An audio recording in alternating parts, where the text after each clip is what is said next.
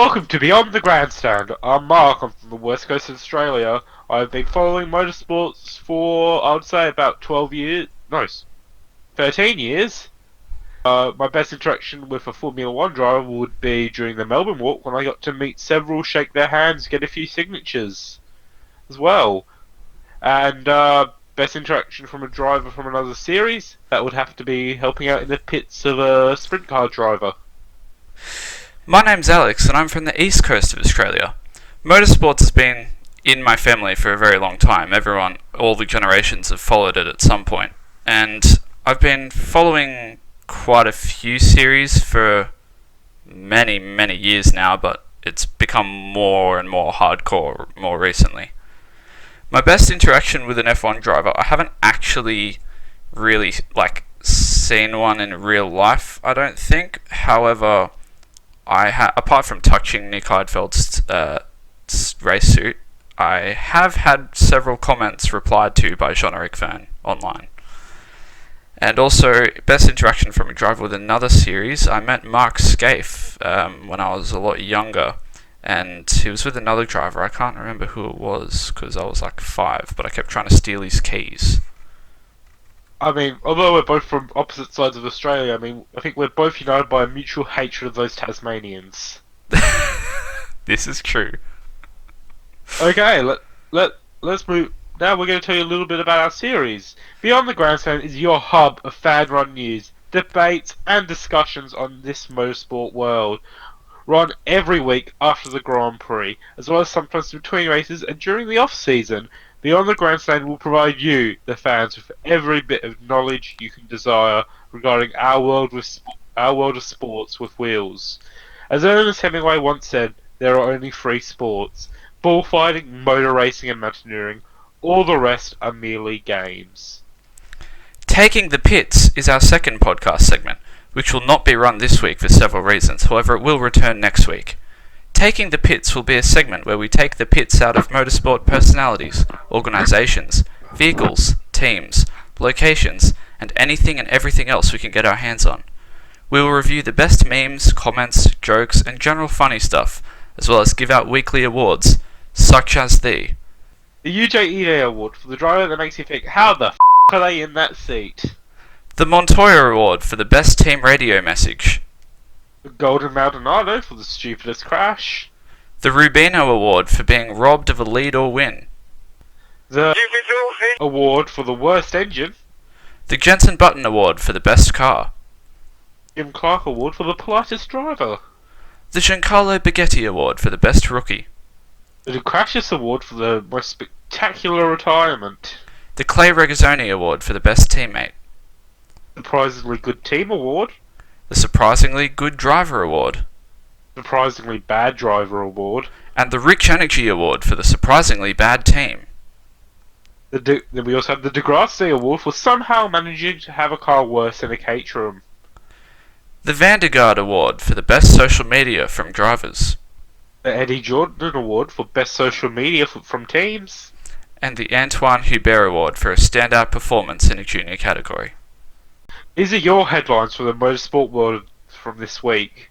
Formula 2 driver and rising star Anthoine Hubert, an extremely popular figure in the motorsport community, has tragically died in a horrifying collision at the Spa-Francorchamps surgeon in Belgium the past weekend. Fellow Formula 2 driver Juan Manuel Correa was critically injured in the same collision, breaking both of his legs and suffering a spinal injury. He underwent successful surgery, however is being kept in intensive care at a hospital in Liège. He is expected to be transferred to the United States, his home country, to continue his recovery process. At this point, Beyond the Grandstand would like to extend our well wishes to Juan Manuel Correa, as well as extending our thoughts and prayers to Anthoine Hubert's friends and family during this difficult time. The Formula 1 Belgian Grand Prix has ended in a memorable fashion, with Charles Leclerc taking his maiden victory, as well as Ferrari's first since Austin last year. Both McLarens suffered mechanical failures, whilst Max Verstappen and Antonio Giovinazzi retired due to crashes. Silverstone 4 Hours saw ex-Formula 1 drivers Kamui Kobayashi and Guido van der Garde take pole in their respective classes of LMP1 and LMP2 at the 4 Hours of Silverstone, with Kobayashi's team continuing on to win the race. Will Power has won the IndyCar Grand Prix of Portland ahead of Felix Rosenqvist, Alexander Rossi, pole sitter Colton Herta, and championship leader Joseph Newgarden, with Rossi closing the gap to Newgarden with one championship race remaining. F3 this weekend saw Pedro Piquet and a three-time F1 champion Nelson Piquet take his maiden victory in his Formula 3 race in the first round of Spa, with Marcus Armstrong winning in the second race. Former Toro Rosso driver Scott Speed has suffered a spinal injury during a rallycross event in Utah. He decided not to undergo surgery to repair his vertebrae and has elected to let it heal naturally. He is still undergoing medical treatment. This weekend also saw some driver changes coming into the 2020 Formula 1 season, with Mercedes electing to keep its current lineup, while Esteban Ocon has signed for Renault, leaving Nico Hülkenberg without a seat to be confirmed. This is our analysis of the unfortunate incident that took place in the Formula 2 race this weekend. Giuliano Alesi spun at Raidillon due to an earlier puncture, crashing and spreading debris. Ralph Boschung entered the runoff area to avoid his teammate, but was clipped on the rear wing by Anthoine Hubert, who then bounced from the barriers backward across the track, where Juan Manuel Correa came over the crest of Raidillon and T-boned Hubert's car, tearing both cars in half at the survival cell, with the impact being clocked at 270 km per hour. Marino Sardo was also involved in the crash, however did not hit anything. Giuliano Alesi was treated on scene and was unharmed. Boschung and Sardo were also uninjured. Hubert and Correa were transported to the medical centre, where the former succumbed to his injuries, and the latter was further transported to a hospital in Liège. The factors that contributed to the crash include... The initial accident was obviously a racing incident, and unfortunately I think it just led to an awful freak accident.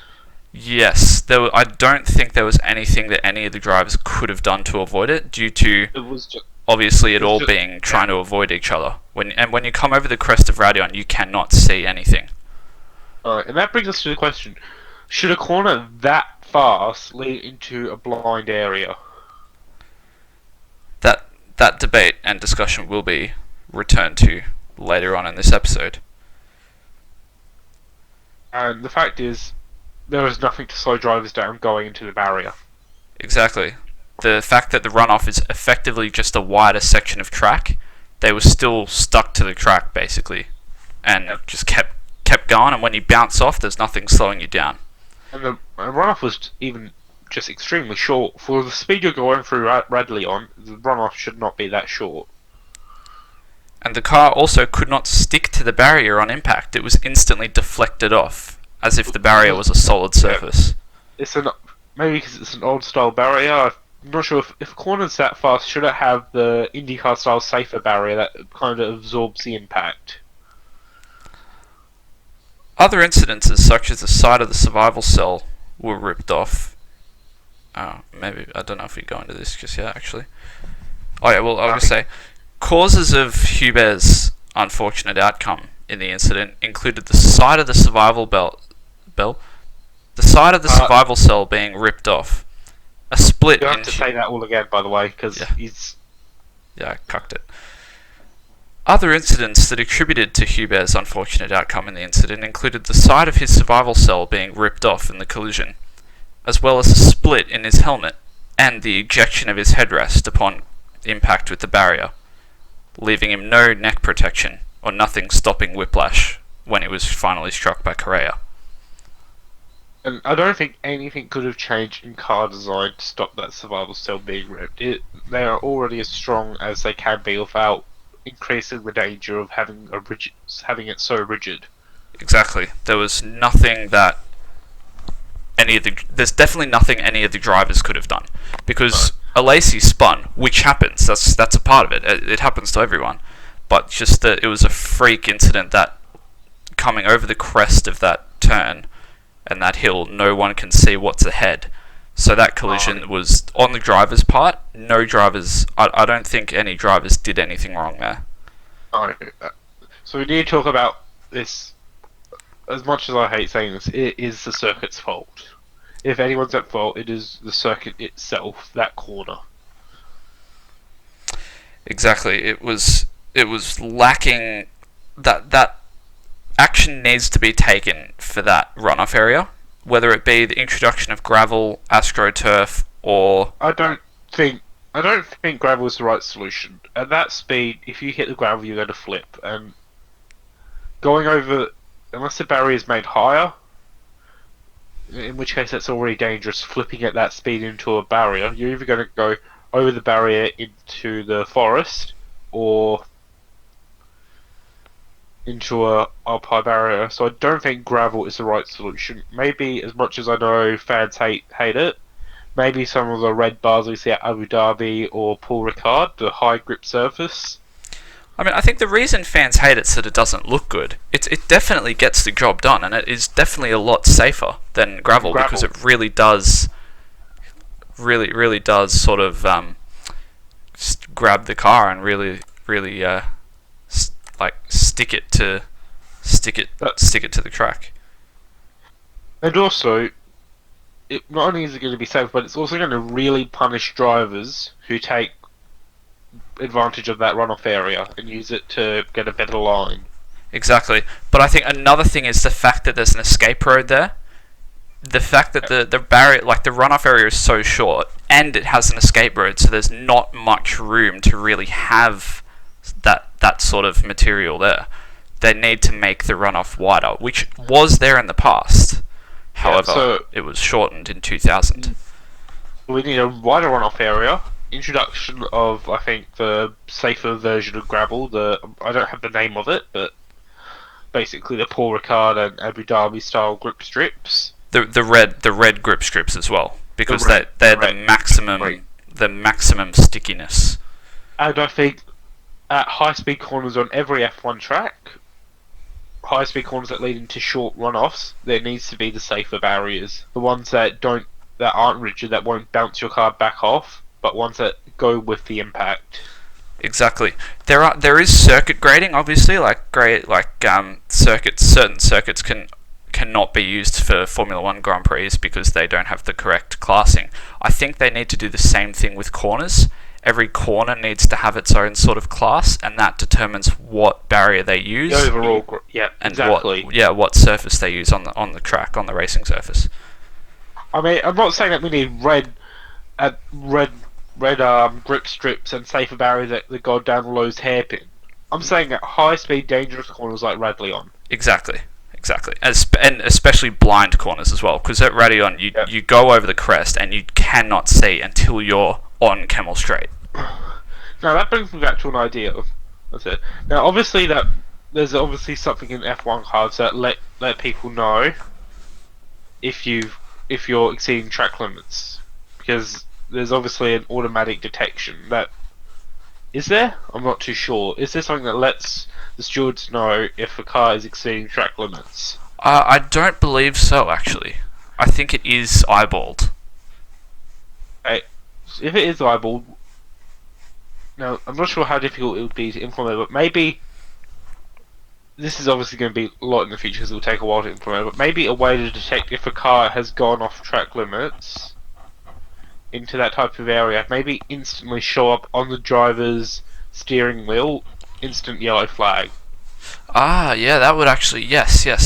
Sort of like automatic driving that Mercedes-Benz have in their road cars. It'll recognise the line on the ground.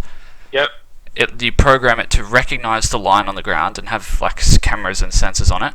Then when it recognises that the camera on the car has crossed that line, then it automatically triggers yellow flags. Now, I'm not saying this is going to be ready for next year. I'm saying this may take 5 years. But it'll, as long as something needs to be done about these corners, because obviously, I think the majority of serious collisions happen there. Yeah, and the thing is, we don't just see these incidents happening in Formula racing. I mean, just look at Mount Panorama a few years back with some of the awful collisions at the top of the hill. Exactly. Oh, at the top of the hill, I would say that's something that could be on the stewards, because there needs to be, if a car is going on a line that you recognise as a steward, that's probably going to end up in a crash or slowing the car down extremely far. Well, slowing the car down to a point at that corner which is slower than other cars. There needs to be flags out straight away fast corners where the driver behind can't see what the car ahead is doing. If that car is doing something that could cause an accident, I think it's better safe than sorry. Yes. And I think also Juan Manuel Correa is extremely lucky that he did not suffer the same fate as Anthoine Hubert. And I think it was the halo that saved him, because the fact that he hit the ground head first so hard, there was no way that he could have. There was no way he could have survived that if there was no halo there. Not just hitting the ground, but the angle he hit Hubert. I mean, debris would have wiped him out as well. Yeah, the car itself would have wiped him out.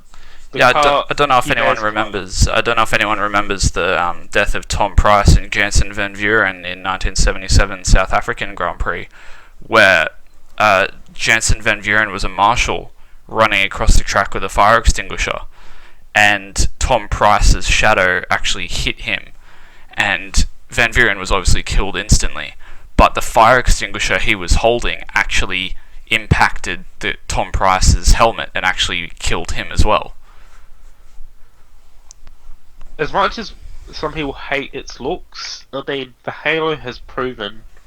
Charles Leclerc last year, Belgium last year, Marcus Ericsson. Was it Fukuzumi last year as well? In what was it? In Spain? Also Marcus Ericsson in Monza. Well, that was brutal. And I mean, I get it. People don't like it because it doesn't look pretty. And also the fact that they're so used to not having it, and they think that safety systems are like being unsafe is a major part of it. But the fact is, we're going to get used to it. Fans kicked up a storm about front wings when they first became a thing in F1. People did not like the look. They think they made it. What were some of the lines that people said about front wings in F1? How they looked? Oh, I don't know. I mean, I we know weren't there was alive. people didn't like them. Yeah, but then the first year that like it was like the first car that had front wings won the first championship of cars with front wings. But people didn't like it, and I know you'll say, "Oh, that's not a safety implementation. That's different." But it makes the car look different, and that's why you don't like the halo, because it makes the car look different. So yes, I will use that as an argument. Yeah, and changes will always happen whether the fans like it or not. Exactly. So they need to be able to accept that that's going to happen. And frankly, if you don't like it, just re-watch the season that didn't have that. Exactly. If you don't like how F1's going, I'm sure you can watch the 1970 seasons on repeat with all the drivers' deaths you obviously don't care about. But yeah, so Juan Manuel Correa did undergo surgery in Liège following his admission to intensive care unit, and was initially kept unconscious after surgery. But when he awoke, it was stated that he suffered several fractures in his legs as well as some minor spinal injuries, and he's already teed up to be sent back to the United States to continue his recovery in his home country. We obviously wish him well, and we're hoping for a speedy recovery. But we also want to say we don't want to speculate on his future. Now is not the time. He needs time to get his head together about what's just happened, and also to work on his recovery. Yes, I mean obviously everyone will hope that we do see him back in the car, but at this point, he's a great racer. Yeah, no doubt.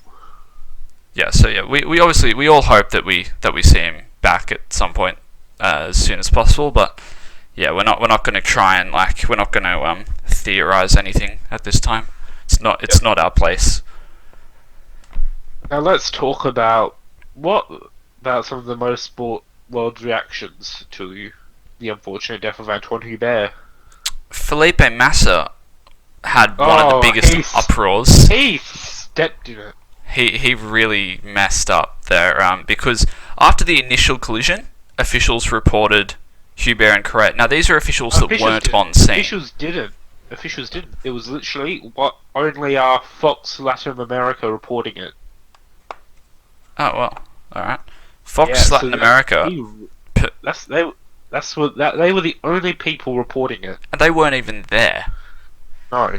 But yeah, they reported that Hubert and Correa were both conscious, and they used the word fine. They were relatively fine after the collision. And Felipe Massa then publicly admired the crash. And he said, this is directly from a screenshot. My God, impressive crash in F2. And he also linked an unofficial video, a video from a fan of the incident. Not the telecast, one that a fan had obviously taken that shows the crash in a lot more awful way. And because he was like admiring the crash as well. Obviously, at the time, he believed the drivers to be unharmed because of that Fox Latin America report. Massa of all people, he should know. Exactly. He's went through it. I mean, he should know only to trust the FIA report. I mean, there were people reporting that he died in his accident. Massa and Alonso, if you listen to Fox Latin America, Felipe Massa and Fernando Alonso are both dead. Exactly. The fact is, he should know not to trust sources unless the FIA have confirmed it. And I think a thing that made it worse was that it took him a very long time to remove the post after the announcement that Hubert had succumbed to his injuries. Massa didn't actually take the post down for several hours after the announcement. Even if he just said impressive crash, that's bad enough. But linking an unofficial video of a fan from the grandstands. Yep. I mean, that is, even if they were both fine, most drivers know not to just post audience videos of it because it shows the crash in a lot worse ways. You show the official telecast version. But yeah, I was gonna say as much I get why Felipe did it. He obviously believed that they were fine from that report, but still, that was very bad judgment on his part. I'm not obviously he wasn't trying to cause any sort of issue or anything, and it wasn't malicious in any way. But yeah, it was generally just very bad. It was just a massive lapse of judgment on his part, and obviously the fans, when he didn't take the post down instantly, fans started seeing that post after the death announcement. So they thought that Massa had posted it afterwards, which made it look significantly worse than it already was. And people are saying it's a bit of a lost in language of what he said, but Felipe's always had pretty good English, so I'm trying to see how that can be used as an excuse. He's never really misplaced a word in interviews for English.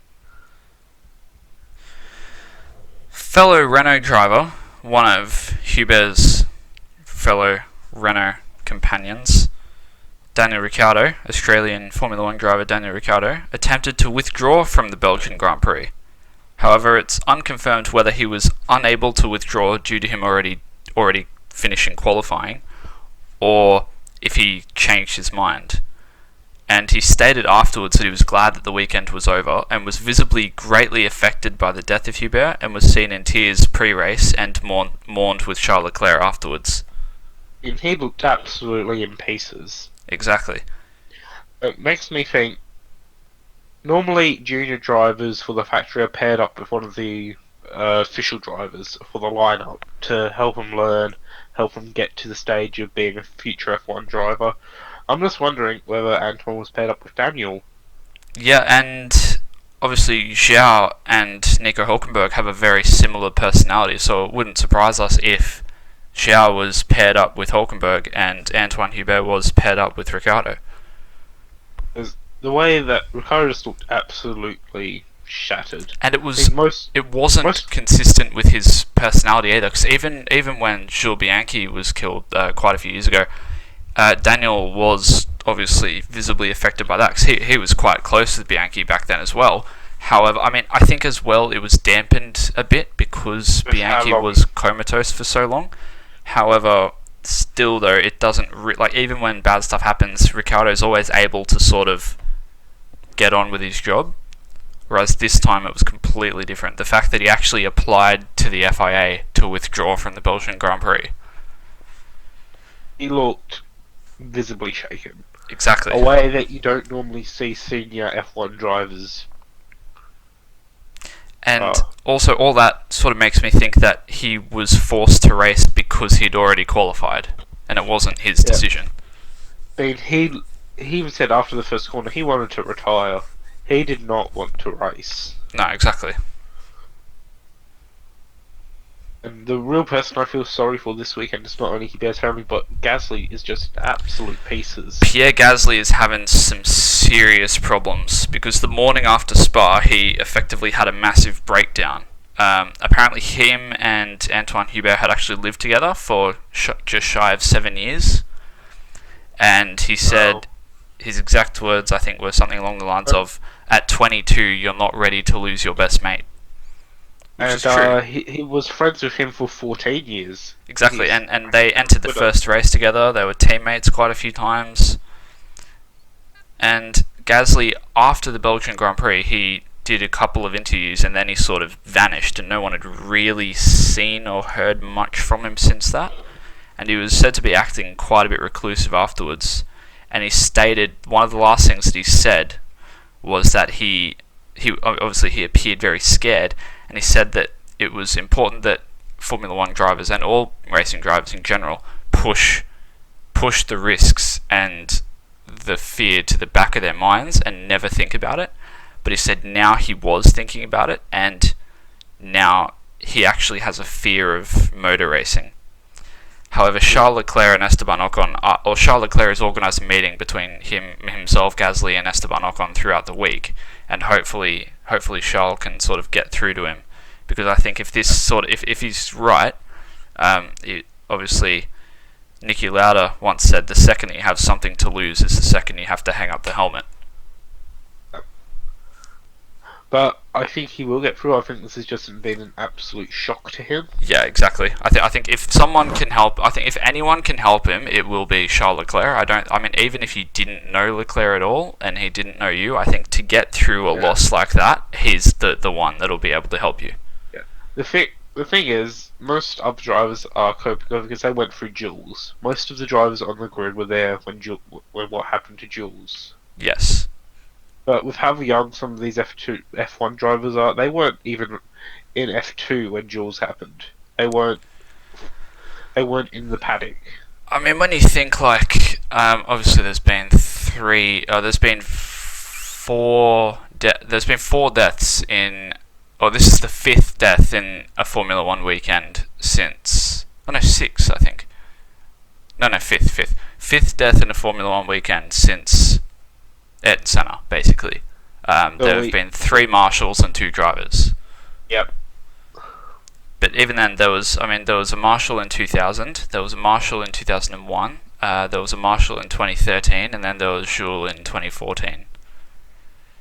I think we also have to realise, with the Hubert accident, with how much the wreckage flew about, No one is safe. no one is safe, and thank God for the hail, because I believe, was it, who had a near miss with a bit of wreckage? Oh, Glale. Sean Glale. There's footage yes. of him just missing what looks to be a solid piece of carbon fibre. Going up Bradley on that would have been, if that hit, That would and not there have was been no good, halo, especially without the halo. That would not have been good. That was like a note. That looked like a nose cone, actually.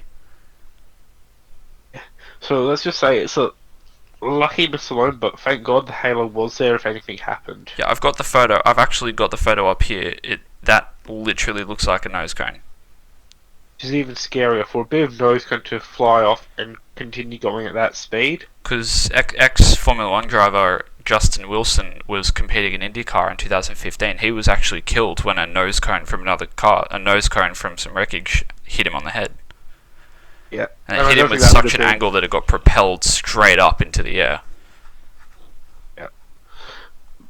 Also think with how close the marshalling post is on that corner, for a bit of wreckage not to hit a marshal was also extremely lucky. Exactly.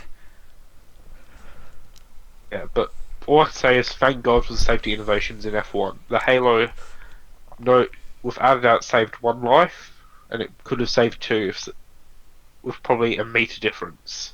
Yes. And Charles Leclerc's reaction, I feel like he handled it the best, probably because he's been through so much. I find he's at such an age to lose your mentor, best friend, your and father. and another best friend. and I think he's matured so much because of all that as well.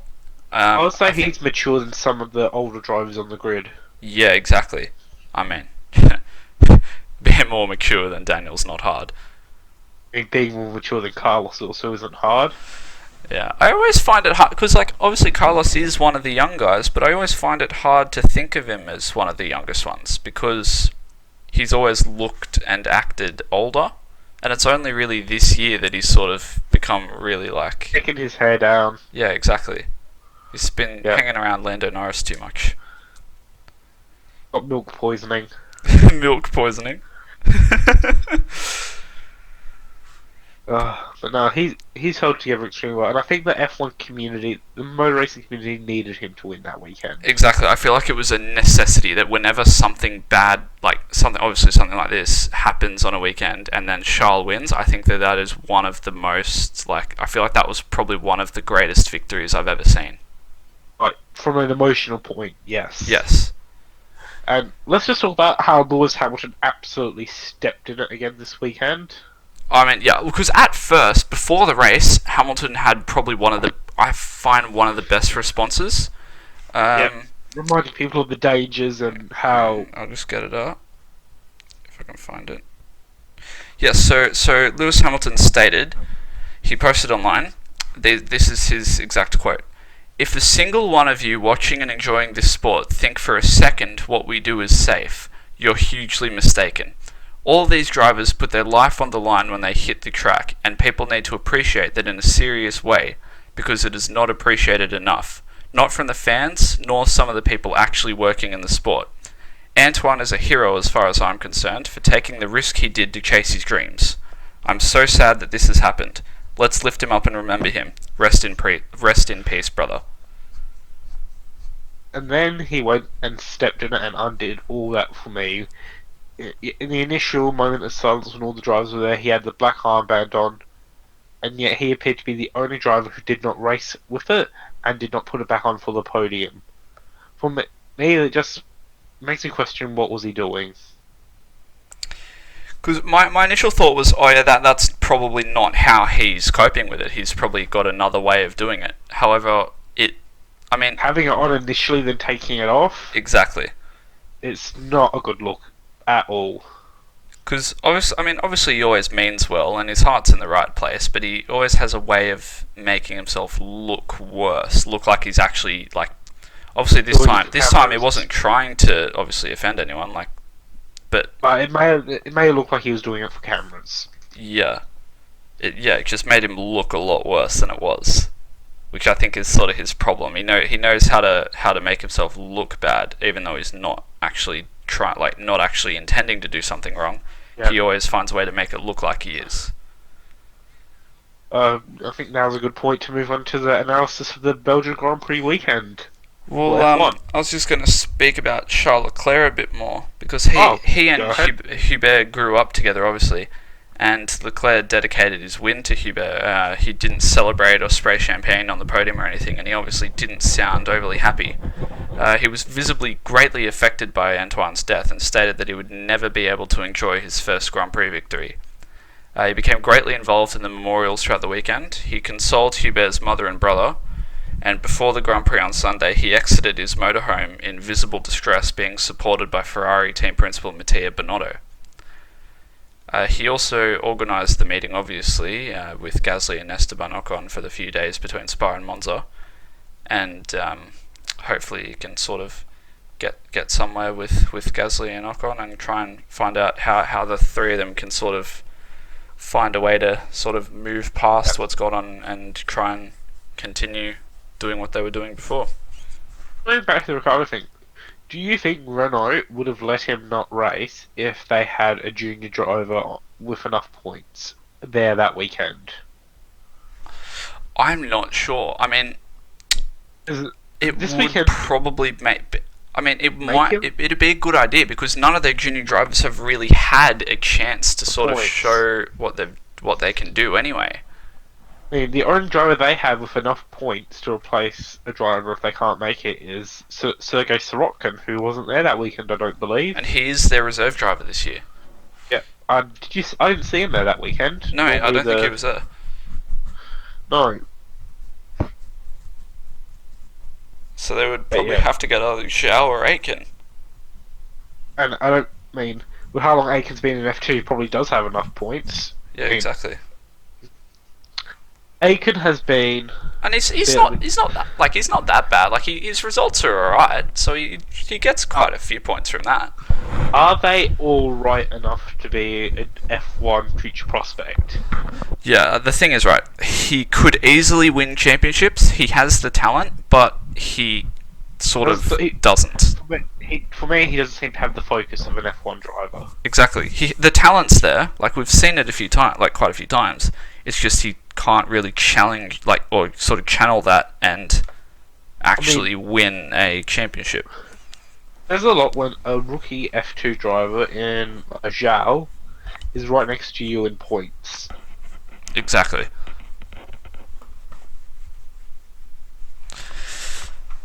But yeah, obviously free practice in Spa was obviously free practice 1 and 2. Like the Mercedes engine made it so much funnier. It was pretty good. Free practice was entertaining. With the heating problems, and obviously proves that the engine has some reliability issues. Do you think Mercedes will continue the risk into Monza? I mean, the race itself, the engines had no problems. Or was that a stroke of luck? Unless they during the practice they worked out if they like tweaked a few things like settings and stuff. They worked out how to fix it. That's the thing. Would you want to risk that into Monza? Well, it's either that or it's either run a bit less power in that and not catch fire, or it's change engines to get a grid penalty. Yep. Which I don't think they're willing to risk that either. I think they'd rather have a small chance of having a problem instead of a guaranteed grid drop. I think Mercedes made a mistake because normally they're one of the teams that only send the engine to the customer teams first to see the results. But they did it this time as well, and it broke down. Exactly. So why did they continue on with the engine, unless they thought it's the way the other teams are running it? Because in free practice, obviously the first free practice session was saw the bit of a clean up after Lance Stroll's engine cover exploded spectacularly. I mean, what's that just done to Mercedes? It's shown a complete side view of the engine. Mm. That's what they posted on social media. Thank you for. Yeah, sure. We definitely wanted all the rest of the teams to see our new Spec 3 engine. Yeah, it's kind of a big oops moment. Yeah. Well, a side-on view, it may not give much, but it shows you the layout of where the turbo is and other small things. You gotta remember, Mercedes were so dominant early on in the hybrid engine. People don't tend to remember how dominant Mercedes was in 2014 to 16. And people tend to crap on the Renault engine all throughout the hybrid era, but it did okay in 2014. I was going to say, the Renault engine is not weak. It's always been powerful. It's just a bit unreliable. Yeah. Because it did scare Mercedes in a few races. Well, obviously Red Bull worked out how to do it correctly. But you also got to think, did Red Bull also not help the engine because of how tight Red Bull is with aero? Did they also cause a bit of damage to the Renault engine themselves by running such tight intakes? Perhaps. And just on the Renault engine, the Spec 3 looks like it's got legs. The question now is it going to be reliable? Because Renault and obviously the success in free practice was Renault and Racing Point. Obviously the latter locked out the second row in their debut in Spa last season, but yeah, Renault and Racing Point both had a really good showing this weekend. Renault qualified 6 and 7, P6, P7. Yep. And that was with the old engine as well. They ran the old engine. They had just a new engine in for practice. and they raced on the Spec B and qualified on Spec B as well. And obviously in not Q3. And the thing is, we know Renault has a party mode, correct?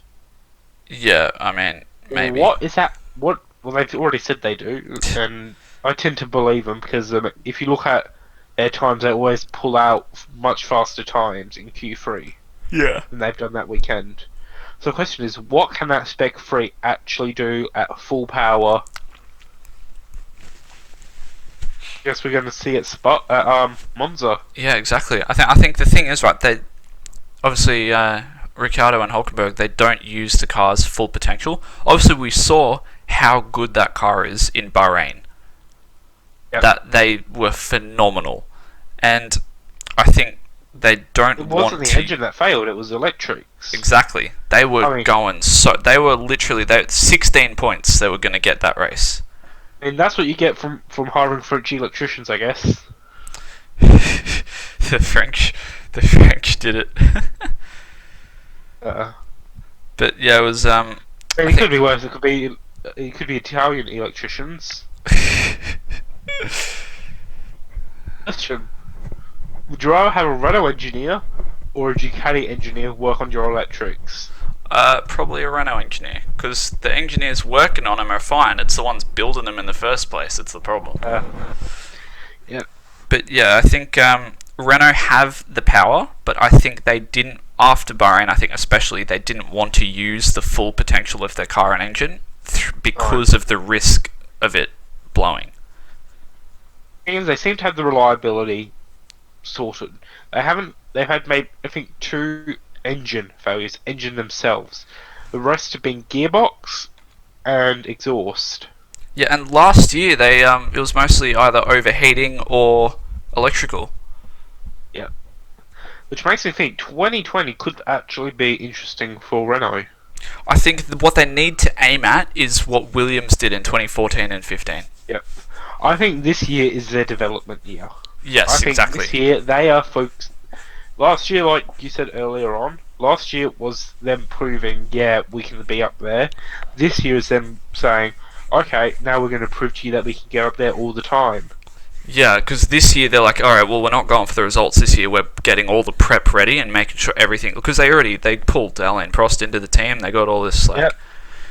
I mean, all this stuff the thing sorted. is, they know next year the rules aren't going to change. Exactly, because of the massive change in 2021, 2020 and 2019 are going to be virtually the same. Yep.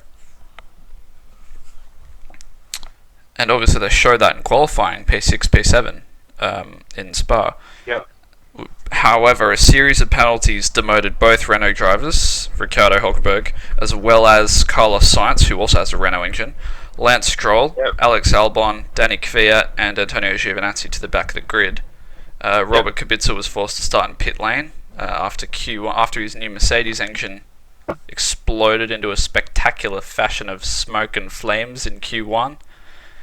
And Hamilton. I was going to say that did, however, grant Mercedes enough time to finish repairing Hamilton's car, which #blessed the barrier after slamming into it.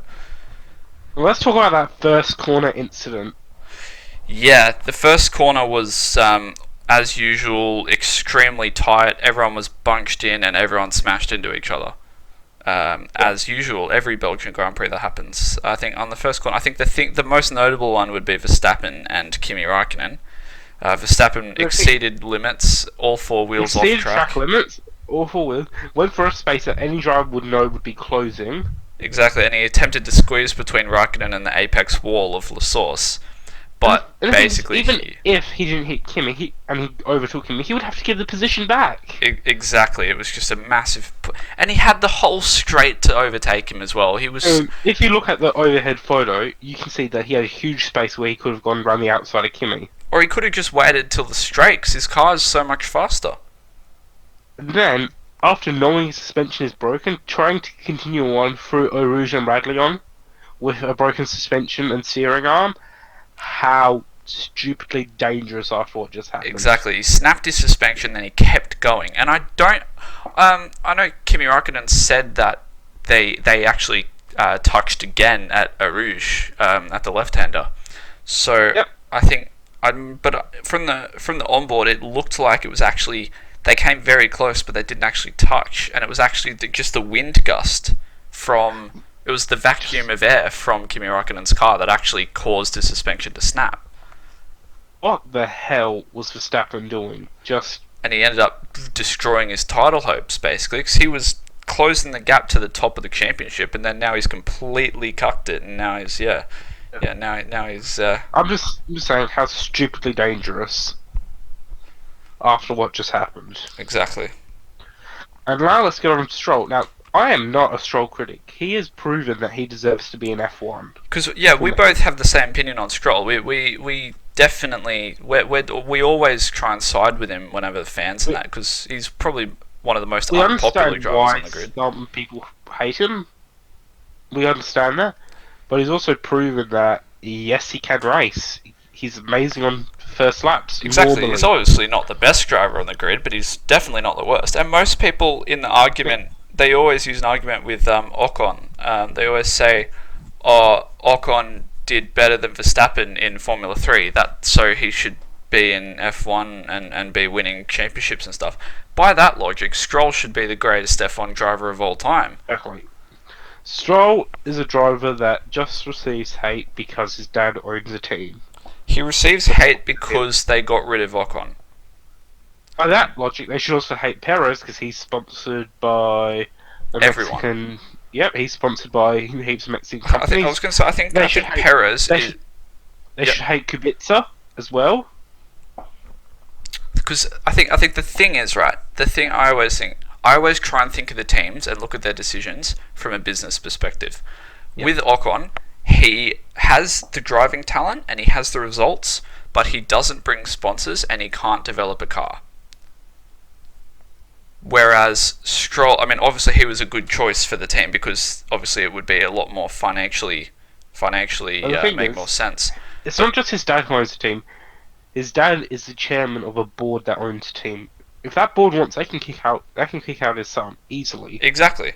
So there's obviously a solid reason that he's there. And if you look at the percentage of points that of all the years that Stroll's raced, he's always brought a good 50% of the points of their team. Except last year, where he took about 80% of the points of the team. Let's not forget how he compared to Massa. They were so close, and the things that he did in that Williams, even last year, he managed to, like, last year's Williams was comparable to this year's Williams. It should not have been capable of points. Yep. And I think Stroll, does not deserve the hate he gets. And the fact is, to go head to head with a championship-winning F1 driver, Well, or near, it should have been. It should have been. It was a bit unfair. I mean, Glock intensifies. Is that Glock? Is well, yeah, a driver that came stupidly close. Well, he did win it for 35 seconds. Yeah, then Timo Glock happened. Yeah, then Glock completely. Glock can't go to Brazil now because he was getting like death threats and stuff sent to him from the Brazilian mobs and stuff. It's James intensifies. But yeah, No, it's James. Yeah, and what's it called? With Ocon as well in Racing Point, they had to keep Perez because he brings more sponsors than any other F1 driver, and he basically has funded the entire team. Also, Williams had the choice of have Ocon or have Kubica. They knew that the car would be absolute crap. They knew that they wouldn't be competitive, so they thought we may as well get a driver that can develop our car and hopefully move us back up for 2020 maybe. So that way we can have more money and develop the car a bit more, or have a driver that's just racing and doesn't do anything else off track. And I don't think Kubica's done that for them. No, I mean he has a point. He has a point. That's impressive. Yeah, in Germany, but I mean, I was gonna say, I mean, that Williams. At least we know that they're reliable. Like they are not. I'm willing to bet either one of us could ride a push bike around that Grand Prix and end up with a point. I was gonna say, like, Williams are obviously doing something right because they don't have a single retirement. Well, you have to say I don't think they're going fast enough to stress the engine to get a retirement. Exactly, and they're not near any other cars. I in the Yeah. pre-race interviews, George Russell said, "Oh yeah, hopefully I can push a bit for the first few corners." And I was thinking when he said that, I thought, yeah, because he knows he's starting like 15th or 14th or something. But after he's gonna push for the first few corners, but after the first few corners, he's gonna be at the back, so he doesn't need to push after that. Yeah, back on the whole Stroll thing, Yes, for me, he should have received a penalty. because Renault and Racing Point had a massive clash at the first corner. Perez launched Hulkenberg into the air, and Stroll launched Ricciardo into the Now, I air. will say the Perez-Hulkenberg thing, I think that was more of a racing incident as well. But looking at the overhead footage, Stroll had room to go somewhere else.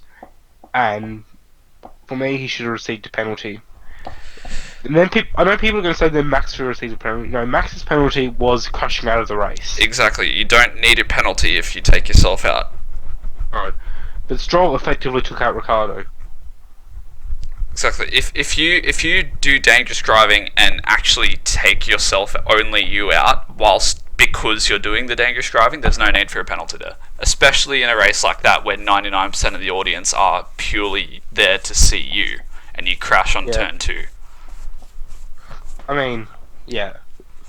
The Stroll should have received a penalty. He basically did no damage to himself, destroyed the floor of Ricciardo's car, and basically forced him on an awful strategy. Exactly, and obviously a lot of uproar came out because of that Renault strategy too. But they had no other choice. Exactly. All the other tyres they had were used soft tyres that were done in quali runs. Exactly, because even though the Stroll, Ricciardo, and Perez-Hulkenberg collisions were pretty much the same, the Perez-Hulkenberg collision, no damage was done to either party. Both cars continued going, and they both got good results. And neither of them obviously no one took any damage. No one lost a place. Look where Hulkenberg finished. That makes me think Ricciardo probably would have finished 6th or 5th. Exactly. 6th or 5th. I would say 5th because he knows Spa and he's proven that he has great defensive skills there. And he's won there. Yeah, of course. So I'd say that his race was ruined by Stroll. Yes. But it also makes me think of if he wanted to retire that quickly after that, did he have the energy to fight as well? I don't think he did. I think that because when you look at him in Albon, he tried defending at first and then eventually didn't. He ended up basically giving up. Well, not really giving up, but sort of conceding the position to him because he knew That's he something that couldn't Ricciardo do it. doesn't normally do. He doesn't normally concede. I mean, look at Canada against Bottas. Oh no, that was good, wasn't it? He does not concede. And also at the start, Lando Norris at the start. Lando Norris and Alex Albon at the start of Belgium. Get that boy some milk. When he retired from the race and still got driver of the day. That's how good a performance it was. Once again, McLaren is proving they know how to pick young drivers. Yeah. Maybe Helmut Marko can learn a thing or two from them. Oh, don't even get me started. He's an idiot. And also, Carlos Sainz stalled on the grid. He then went into the pits and stalled again. And then he stalled again the third time. And then anti-stall kicked in and he ended up retiring. Which makes me think it was either electrical or gearbox. I don't think it was engine. And the midfield battle was incredible this whole race. Perez, Stroll, Kvyat, Albon, Gasly, Hulkenberg, Magnussen, Giovinazzi, Kimi Raikkonen and Grosjean were effectively wing to wing the entire race. And their order shuffled every lap. Just on Giovinazzi, how has that guy still got a seat? I don't even know. Because that crash that he had occurred for no reason whatsoever. No pressure on him. I mean, he's one of those drivers that's good at qualifying, but can't maintain a position and can't defend and can't gain. I'm saying Ericsson deserves that seat more than him. Exactly, because when you look at points, Giovinazzi is tied with Kubica. No one thought he would be in F1. I mean, remember, what was it, 2 years ago when he replaced, was it Ericsson It or was Wehrlein? It was Verline because Verline got injured in Race of Champions. Yep, when he replaced Wehrlein in Canada. Jesus. I mean, No, it was in Australia and Bahrain. no, Or not Canada. China, I sorry, mean, China. Sorry, yeah, China. Australia and China. Jesus Christ, you ever not seen China? I mean, one of those races he got P12 on his debut in an under really, really, really bad Sauber, which was not bad, but still. China, Jesus Christ. His actual race result in one of those races was definitely not bad, but I think everything else that he did that week, like those two races, was definitely not great. He does not deserve that seat, but I think that Alfa Romeo want the entire Alfa Romeo Ferrari group. They want at least one Italian driver. Exactly, and there's not many around anymore. No, and I just want to say, like, just on the driver changes, I don't think the rumor of Ricciardo to Ferrari next year is going to happen. No, definitely not. I'm questioning that right now. If Ricciardo ends up in a red car next year, I will upload footage of me burning all my Ricciardo Renault gear. I'm willing to place that bet down solidly. It will not happen. 2021? Hear It that? depends. Hear that, guys? Yep. Yeah, so It's not gonna happen. Giovinazzi in on his debut race qualified P16. Could have been worse. P12 in the race out of 13. And although he crashed in, like, it was China, it was in practice or qualifying or something as well. He crashed in both, I think, during the wet. And in the race too, wasn't it? Yep, he's not exactly what I would call a competent driver in the wet. No. But no. But yeah, once again, he's tied with Robert Kubica. Kubica. And we know that car can get up there. I mean, yes, people will say, oh, it's just Kimi being amazing, but... I mean, Kimi's got P7, Put isn't Kimi in a Williams and see how he does. Yeah. Kimi over Kubica any day. And, I mean, we actually got to see them fight it out in 2007 and 8, which is pretty cool, but... Yeah, but... yeah, just the whole rumour of Ricciardo going to Ferrari, it happens every season. Yeah, exactly. Everyone, like, especially last season he came pretty close, but yeah, didn't happen obviously because Charles was too much of a legend to. Yeah. Yeah. But I would say, depending on how next year goes, I think not even that. I think Vettel wants to retire. His wife is asking him to. He's got kids now. I mean, I think he's still. He'll race next year. I'm fully confident that he'll race next year. Yeah. But I'm not sure. Maybe he's because I think everyone knows with Kimi, he's got a 2-year contract. He's going to retire. He's confirmed that he's disillusioned. He's going to race till the end of his contract, end of next year, and then he's just not going to renew it. Yep. That's my theory for him. His replacement, I think, is going to be Mick Schumacher. And I think Vettel was. I reckon Vettel might do the same thing. I think he'll stay in Ferrari next year. Then he might move down into either the midfield or a back marker after that. Okay. And then one of two things are going to happen. He's either this is the two scenarios. He wins the championship, gets fired, and retires from the sport entirely. He doesn't win the championship, and he goes down to Alpha and does what Kimi did. Yeah. Those are my two paths I see. And also the championship standings after Spa. Kvyat reclaims P8 in the standings from Raikkonen. Back up there. He's also got quite a bit of a gap now too. So I think he's definitely a contender for P8 in the championship. Yep. Obviously he's been carried a bit by his podium in Hockenheim. Perez and Hulkenberg pass Stroll to take P13 and 14 respectively.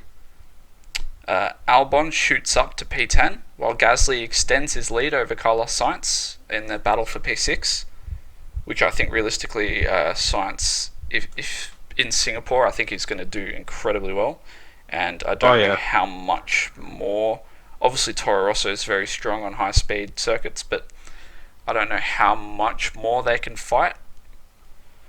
I Um, think I think from now on we're going to see Toro Rosso become testing for next year's stuff.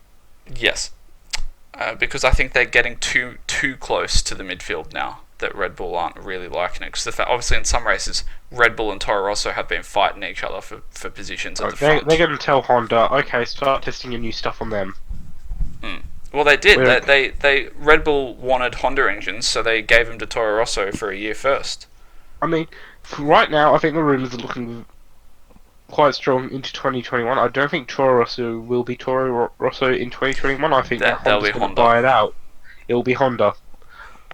And I think Red Bull's going to be left in a similar position to what happened with Renault.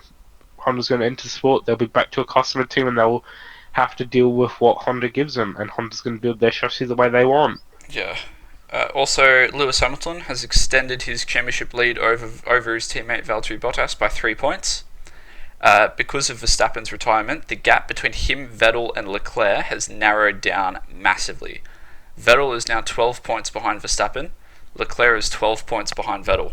So there is now 24 points between Leclerc in P5 and Verstappen in P3. So I think seeing a Ferrari in P3 in the standings is possible now. It's in sight. Easily. It depends Easily. on what they can do in Monza. Because if Leclerc, basically all they need, for example, if Verstappen retires in a race and Leclerc wins and Vettel comes fourth, they will be third and fourth in the championship. Yeah. I don't see Verstappen keeping that position. No, Some of the races coming up are circuits that don't favour Red Bull at all. no. Although They although have- he might have a chance to reclaim it in Mexico and Brazil. I would say Mexico only. Brazil, He normally does well there. yeah, but looking at the way Brazil is, Ferrari is a bit it better. doesn't. Though. It doesn't seem to Red be Bull in Brazil. Red Bull's better than Mercedes. However, Yeah. however, This year, I'm saying however, Ferrari is a bit better. I'm saying this year I don't see the Red Bull car doing as well as previous history indicates. Yeah, and I also want to say something about Charles Leclerc. At the start of the year, obviously in Melbourne, he could have been P4, but he got rorted out of it by Ferrari's strategy. Bahrain should have won, but he managed to stay sort of gracious in defeat after that, because he knew that it wasn't like no one did anything. He didn't do anything wrong. None of the drivers did anything wrong. All the drivers knew that he should have won, and yeah. Also, China should have been on the podium there. Yep. And Strategy let down again. don't bring up Austria. Oh, That made me so angry. the fact is, yes, I know what the stewards are trying to do. They're trying to Because of what stop happened the in Dutchies Canada. from starting a riot. No, because of what happened in Canada. Because of the hate they got from what happened in But Canada. I also am kind of happy about that, because I don't want I'm angry that Verstappen got passed on track. That's the thing.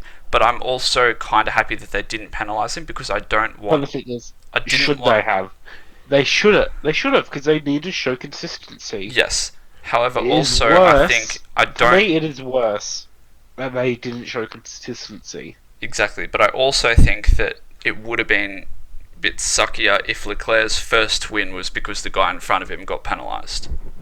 Let's not talk about. Let's also talk about the numbers of how long it took Leclerc to win his first race and what that number. Just listen to what I'm saying here. Basically, in Baku, he had an opportunity to win effectively because he crashed in qualifying. He was on his way to pole. I'm telling you now, he was on his way to pole in Baku, but he crashed. Yep. And he made it up so well, and he stayed in the lead of that race for so long. He started P10 and he kept going, and he made it. He led the most of the race. He led it more than anyone else, and he still finished P5 because of another strategy letdown. And then in Spain, nothing really spectacular there. Monaco was the first time that he really stuffed up on his own. I think Monaco was where it sort of like he really made a big mistake there. However, I think does Leclerc have the classic home circuit curse? I think the fact that it was his home circuit, he'd been basically messed up in qualifying. He started P16 or 15 or something, or 14 maybe. I think it was 15. But he was in his home race. He was hungry. He knew he was faster, and he was making He was obviously, I think it was a rookie mistake as well. He was making risky moves and took himself out, and nearly took out Hulkenberg as well. Also, the fact that he severely damaged his car because he kept going. He didn't retire on the spot, and then he had to replace the whole floor. But then he managed to, after weeks off, and then he bounced back. Canada P3, France P3, Austria P2, Britain P3. At the time, he had the longest podium streak of any other driver. And then Austria happened, and I mean, he got angry, obviously, but he got his revenge in Britain, and it was very satisfying. That was probably one of the most exciting things, the fact that Verstappen wiped him off track in Austria to pass him, and then Leclerc did the same thing to Verstappen afterwards in Britain. That's my thing.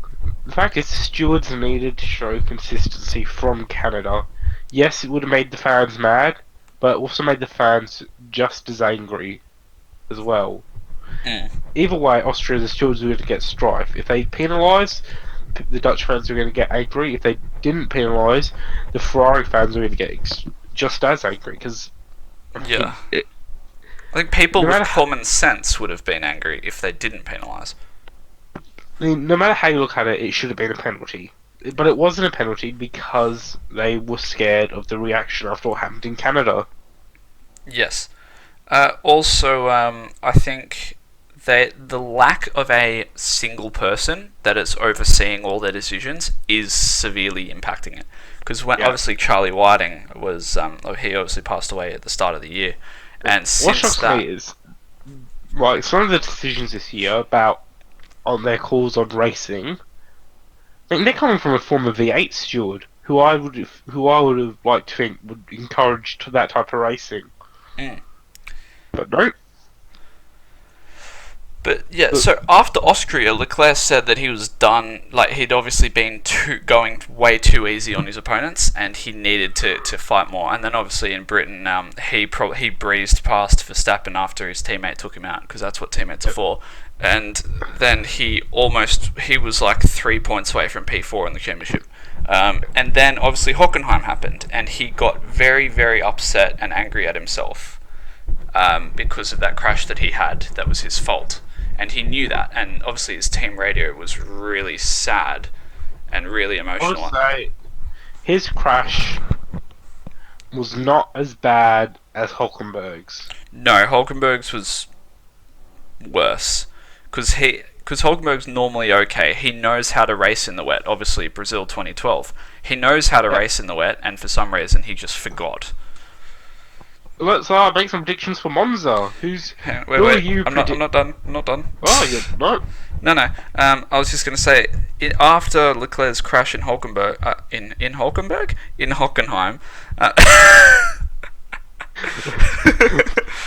we gotta leave that in.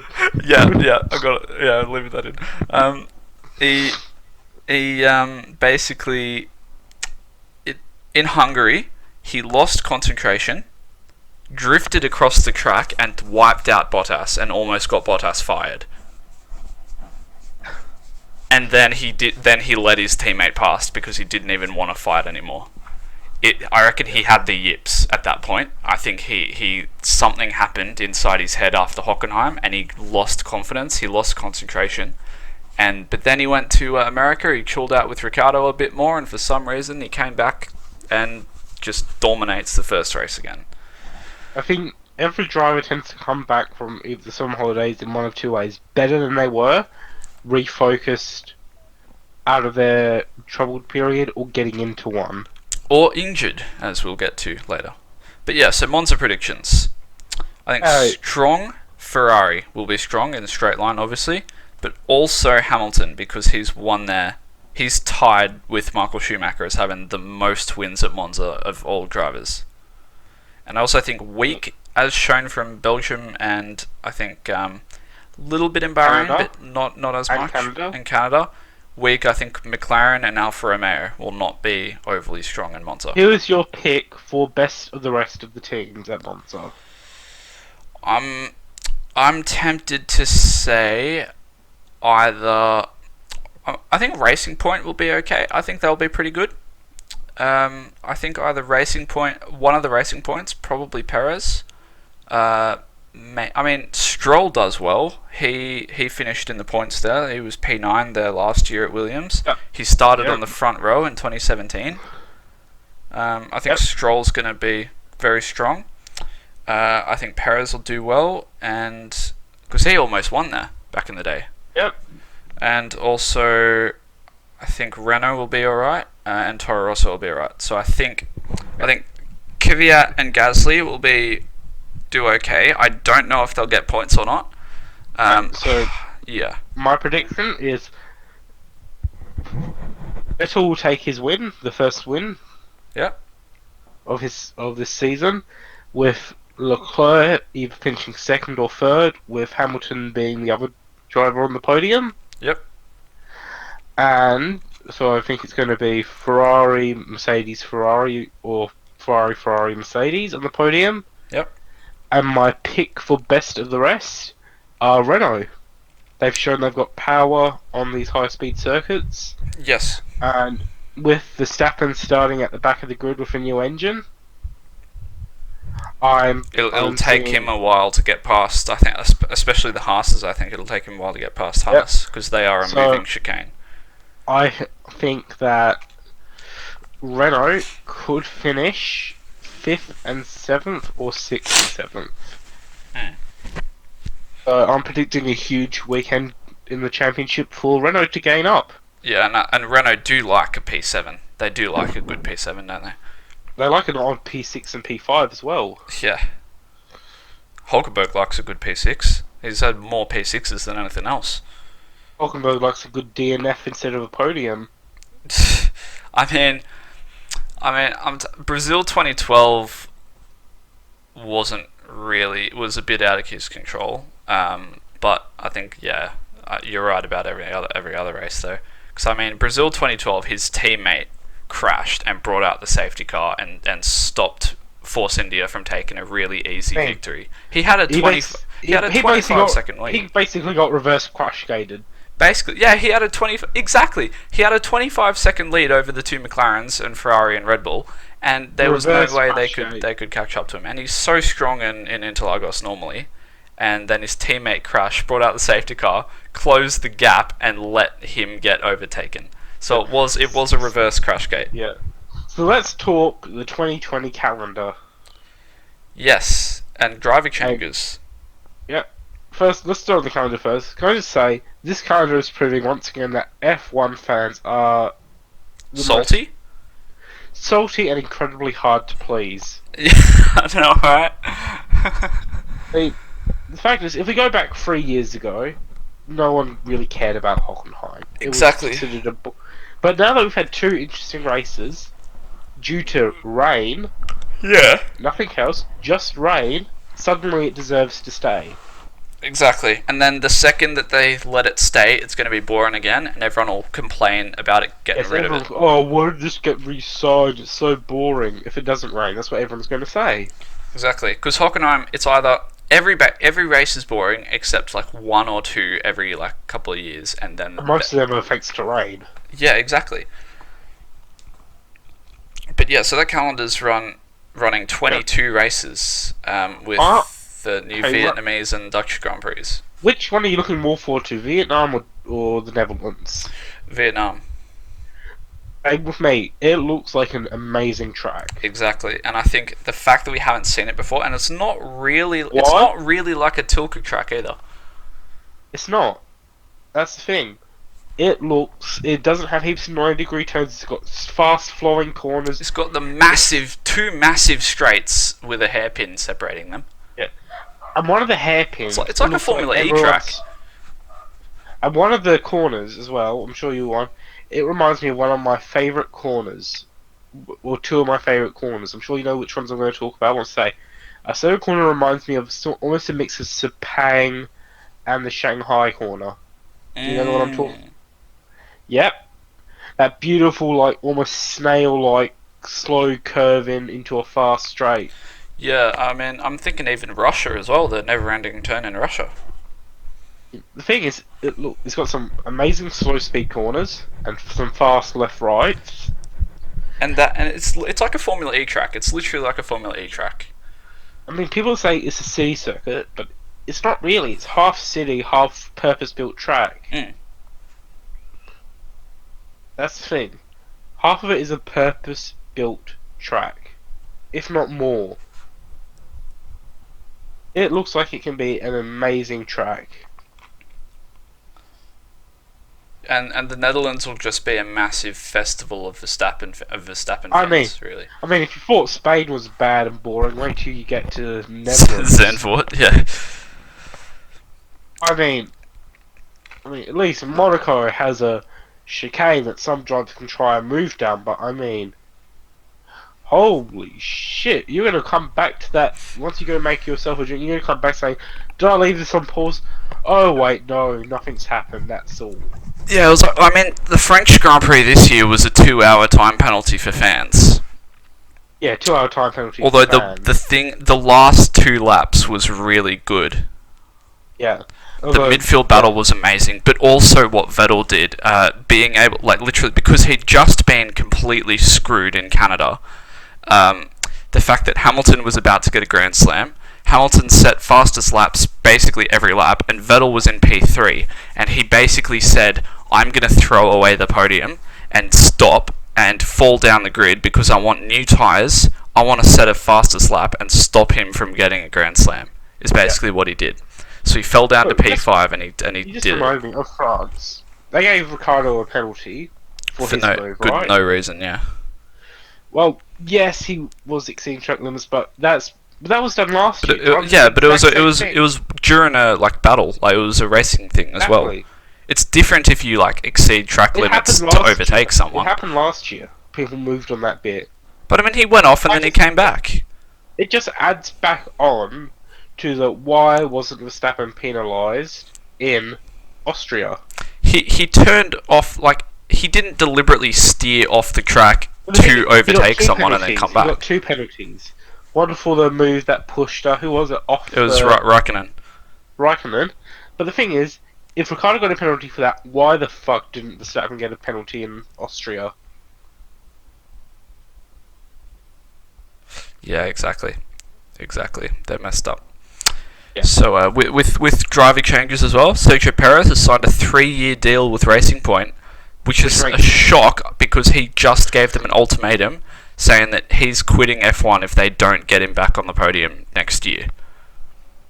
Yeah, which makes me think, I wonder what clauses are in that contract. Because I was going to say that he's planning something. He's planning something big. Well, the fact is, being run how it is, Force India will have to be fucking confident of a podium. Yeah, exactly. That contract, or else they're going to be paying out massive dollars. Force India? I think you mean Racing Point. Racing Point, Ferrari, and McLaren have confirmed that they're keeping their current driver lineups.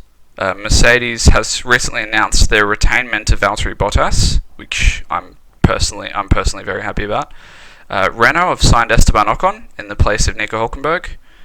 George Russell, Kimi Raikkonen, Kevin Magnussen, and Max Verstappen are staying at their current teams. And there are currently available seats at Haas, Alfa Romeo, Red Bull, and Williams. Toro Rosso hasn't announced any drivers, and the two Toro Rosso seats and the remaining Red Bull seat will be decided when Alex Albon shows them what he can really do, which so far is looking promising. Yeah. I mean, I think Kvyat's keeping that Toro Rosso seat. I was going to say, he deserves to stay now, because he had a year off, he's come back, and he's bloody good now. Ferrari have told him the secrets. I Also, Marcus Ericsson has returned to the Formula One paddock on short notice for Spa. He was on Marcus Ericsson. He is pissed at Alpha right now. Well, he had to get in a reserve driver for IndyCar because he had a chance of winning, and then he had to quickly, on short notice, get replaced and fly out because he would have to drive in F1, and then turns out he didn't have to. But the thing is, I think Alpha should have lessened it. Like,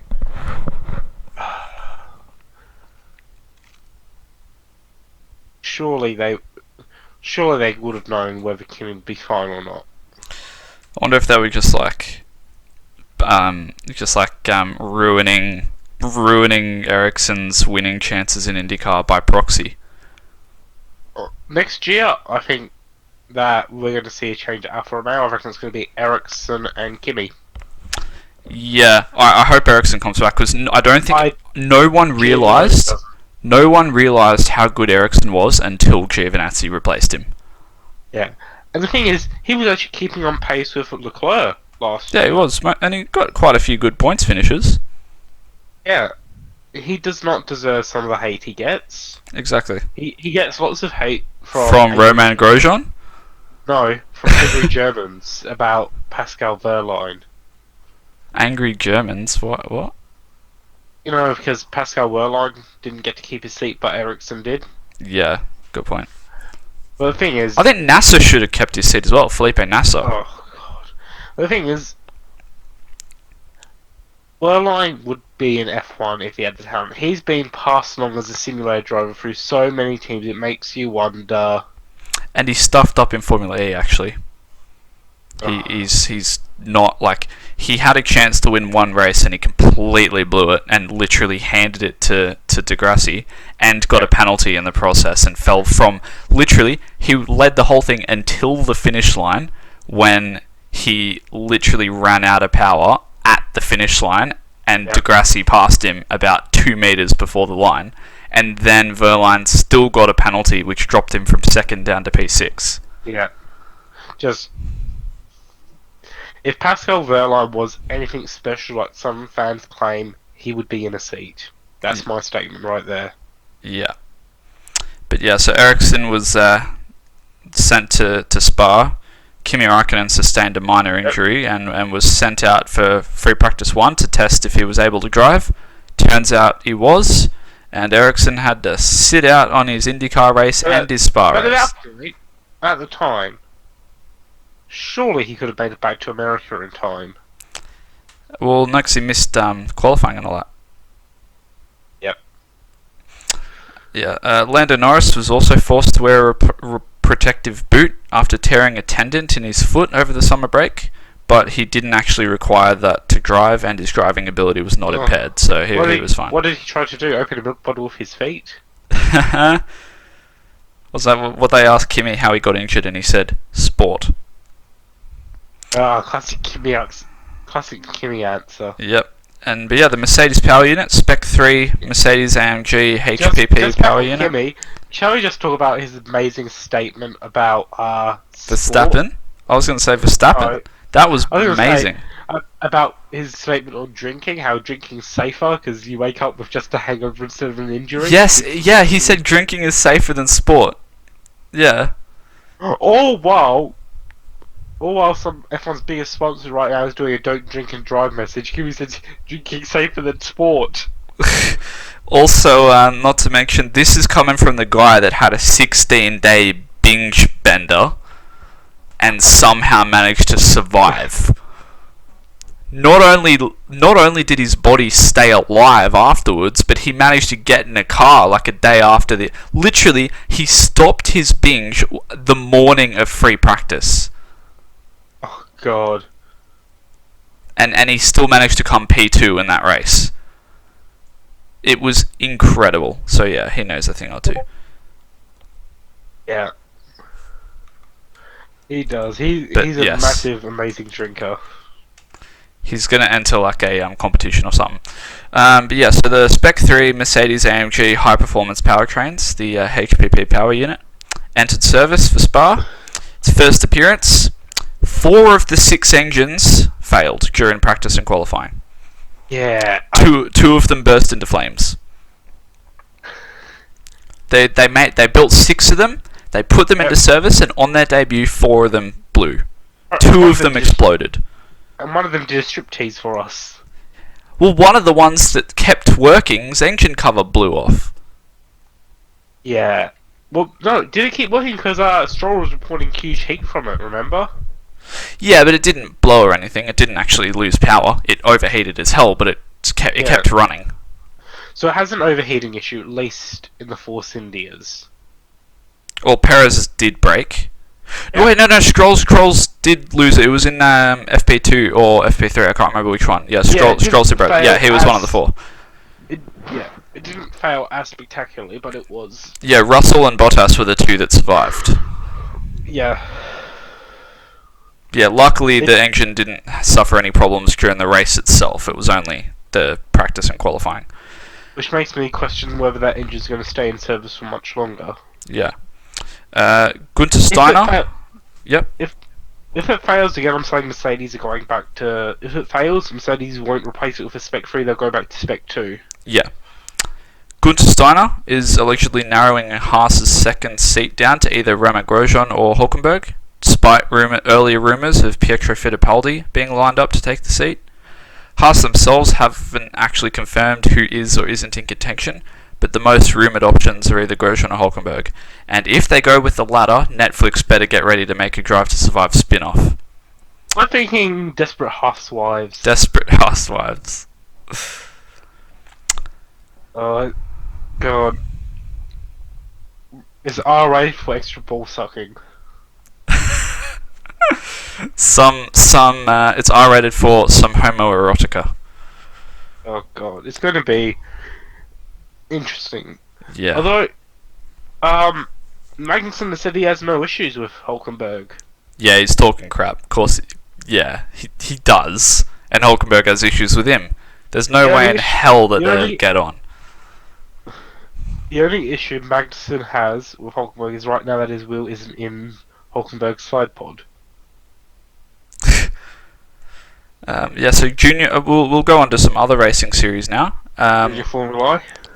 Yeah, Junior Formula 2, after the whole second lap collision that claimed the life of Anthoine Hubert, both rounds of the F2 Championship at Spa were cancelled.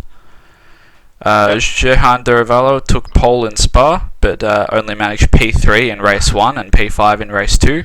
Yep. Pedro Piquet claimed his first F3 victory in race 1. While Are we going to talk... Yep. On F3, we're going to talk about the B accident in F3. Yeah, I'll get to that at the end. Prema's Marcus Armstrong won race 2, which obviously would have been a big relief for Prema Power Team because they haven't had the best of luck recently. Championship leader Robert Schwartzman stood on the podium in both races, which further extended his lead over Duravallo and Yuri Vips in the championship standings.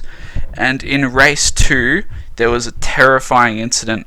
I can't remember who it was, but they ended up under the barrier. Laxinen. Yeah, ended up with a barrier. Yeah, ended up with a barrier on top of his car. Oh yeah, it was bad enough. It appeared bad enough that they stopped broadcasting it. Yeah, and eventually the broadcast started again, and they said we wouldn't be filming if something bad happened. Yeah. So yeah, and it turned out he was just stuck there. Basically, he couldn't get out because there was a barrier in the way. But eventually, yeah, he turned out to be fine. Thank Christ. I would say he would have been. I'm saying he probably wouldn't have been severely injured even without the halo. But I would say without the halo, he would have had a nasty knock to the head. I was going to say, yeah, it would have hurt. It wouldn't have been like anywhere near a fatal collision, but it would have hurt. Like he would have had it. Oh, he would have had a bit of a stiff neck tomorrow morning. He would have felt it in the morning. Yeah, bit of a stiff neck afterwards. But yeah, so the World Endurance Championship kicked off. I mean, just back on that. I mean, we've all heard of gearheads, but I haven't heard of a tyre head before. Nice, very punny. The World Endurance Championship kicked off in Silverstone as well. The 4 Hours of Silverstone. And turns out Guido van der Garde and Kamui Kobayashi actually made a bet. I have a prediction for the 4 Hours of Silverstone. Toyota Gazoo Racing win and take second place as well in LMP1. I don't know why, but something about that is just telling me that happens. Well, spoiler alert, that is what happened. You don't say. So I'm just kind of... If you thought F1 was predictable, try this. Yeah. So let me just get the thing up. Guido van der Garde posted that him and Kamui made a promise to RTL GP magazine, which is a magazine in the Netherlands.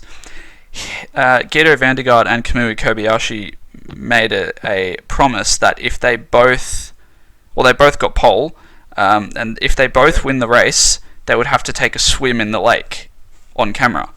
And turns out they both got pole. And did they both win in their respective classes? No, not both of them. Only one did. Oh. Which sucks, 'cause that would have been hilarious. So yeah, in qualifying, Toyota Gazoo's Kamui Kobayashi took pole for LMP1. Guido van der Garde qualified at the front of the LMP2s.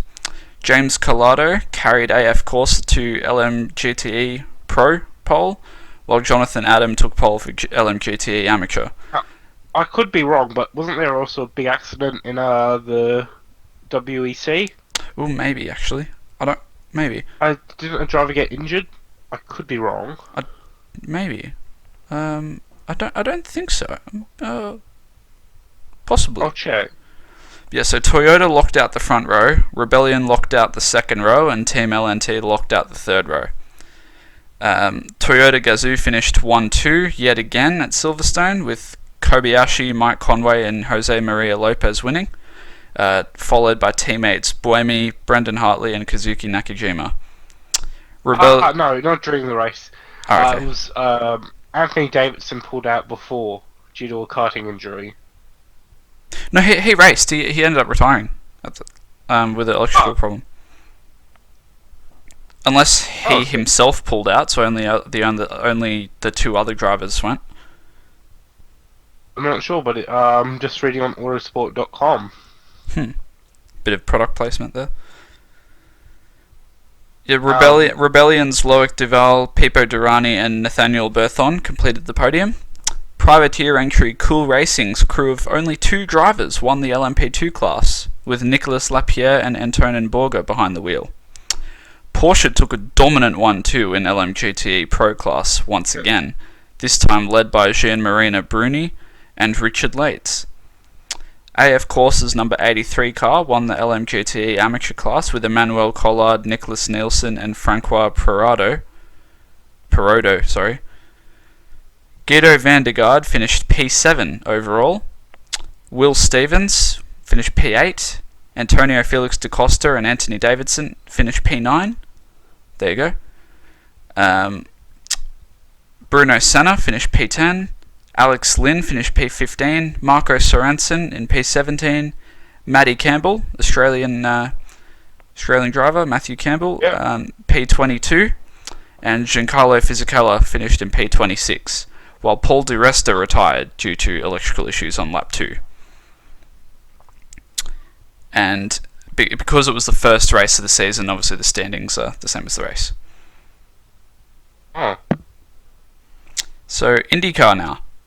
Will Power charged to victory in Portland after early leader Scott Dixon fell victim to a power issue. A restart late in the race saw Felix Rosenqvist challenge Power for victory. However, the Australian managed to build up a 1.4 second lead at the restart and took a fairly dominant victory afterwards. With one race left of the season, Simon Pagenaud and Alexander Rossi can still claim the title from Joseph Newgarden. Scott Dixon is fairly safe in P4 and Will Power is pretty safe in P5. However, the rest of the field is extremely close in the standings, so anything can happen from P6 toward the back. So who are you calling for the championship? I think Newgarden is pretty... I reckon Newgarden will take it, because basically, if he has to basically DNF for the next race for the other guys to win. I mean, it isn't unheard of for Newgarden to DNF under high pressure situations. Yeah, but still, but that would still require one of the other drivers to get the maximum. He would have to be first, he would have to lead the most laps, he would have to lead a lap, he'd have to get pole, he'd have to do the whole He'd have to get all the points, the Grand maximum Slam. points, basically. Yeah. Just on another series, let's talk about the World Rallycross Championship. If you want to see an interesting series, I highly recommend this. Heck, now I know you don't watch it. How many points do you think separate the top three? I'm gonna say like 2. Yeah, 2. Wow. 2 points separate the top 3 drivers. And it is swapping nearly every round. This is an amazing series to watch for close-in action. Yeah, that's why I like Formula E as well. Alright, now I could not place money down on who I reckon would win. Yeah, it's that crazy. It's that crazy. But yeah, so Robert Wickens, update. He's been recovering well from his spinal cord injury that he sustained when he collided with a catch fence at Pocono last season.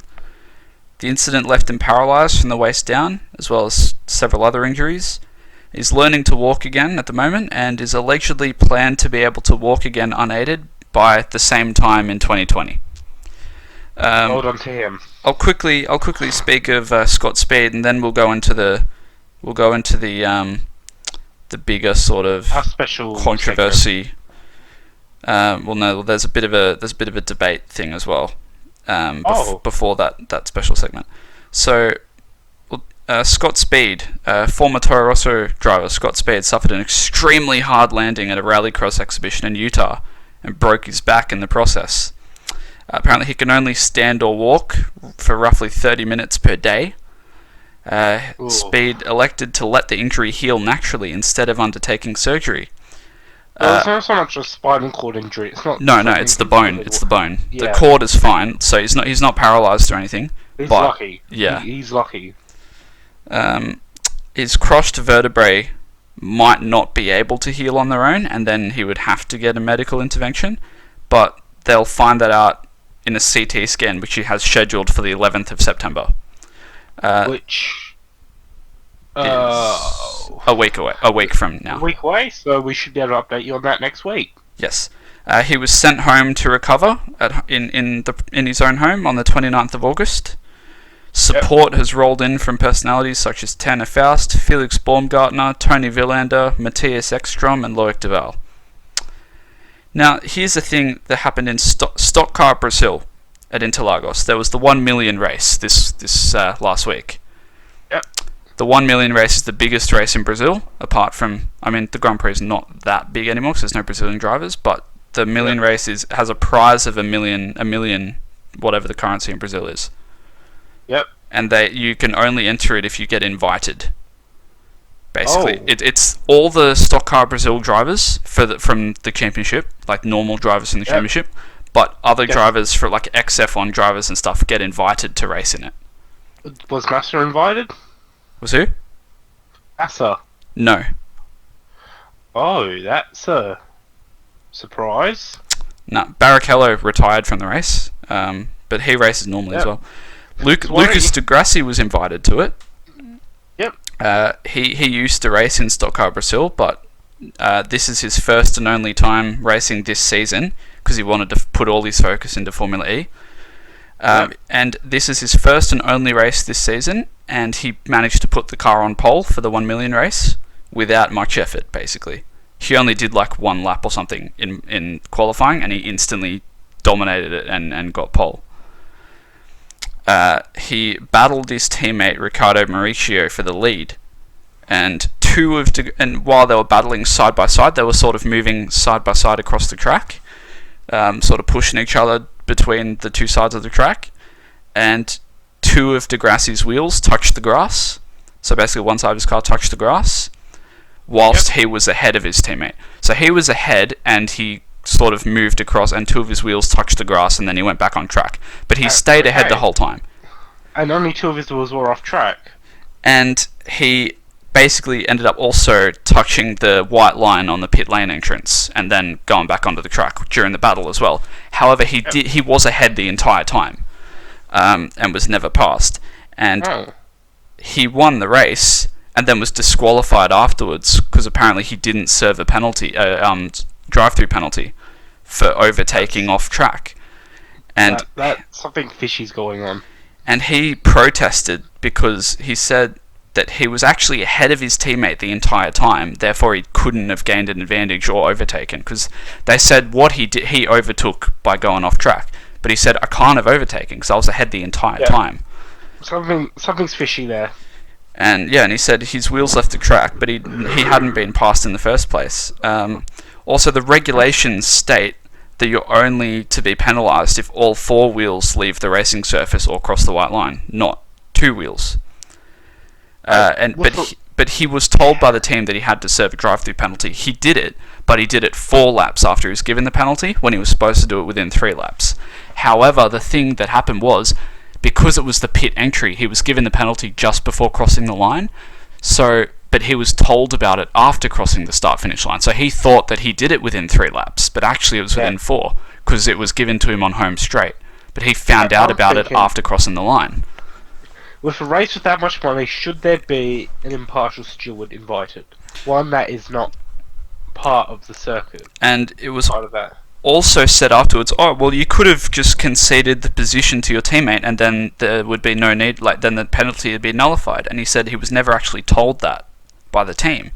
And him and the team also stated that his teammate moved across the track, which actually forced him off and across the white line. Something's not right there. And I don't want to say it's corruption, but unfortunately sport in South America and regions like that are riddled with corruption. Yeah, so Degrassi actually lost all of his points and all of his prizes and stuff from it. So basically, and his teammate was handed the victory. Degrassi didn't actually appeal the decision after the race. There's no point appealing it. They would have turned it down. That's what I said. He publicly stated and provided a heap of evidence verbally. Yeah, like all the things I've just said. If he appealed it, they would have said no. They would have stuck with their decision, and exactly, it's a corrupt win. Exactly. I'm saying that there was corruption involved. That's my call. What's yours? I reckon it was definitely unfair. I think he was absolutely rorted out of a win. He could have had a 100% win rate this year, but do you think corruption was involved, or do you reckon it was? It's not unheard of. It's definitely not unheard of. I wouldn't be surprised if it was. But yeah, so on that note, I think normally we would start taking the pits right now. However, we've elected not to run our meme segment this week due to the passing of Anthoine Hubert. We decided that it would be better if we didn't really take the pits out of all motorsport personalities, and we decided to instead spend the rest of our... Yeah, we're dedicating a segment to him this episode. Instead of we'll do the rest of this podcast to basically be speaking about him and what he could have been and who he was. Well, and what he was, yeah. Yeah. He was already so much. Formula 3 champion. He was not only... he was a phenomenal driver, we all know that. He was one of the most liked people in the paddock. And not only was he a phenomenal driver, but he was a brilliant, young man as well. He was incredibly intelligent. He knew exactly what he was doing about the cars and stuff. He would have been an Alain Prost. Exactly, and I think he had the talent. He could have done amazing things in Formula 1 when he got there. I mean, just looking at some of his series results are amazing. I mean, just when he was a guest in, I think, the Formula 4 Alps, a guest. Yeah, exactly. Where is it? Yeah, he just did amazing things. I mean,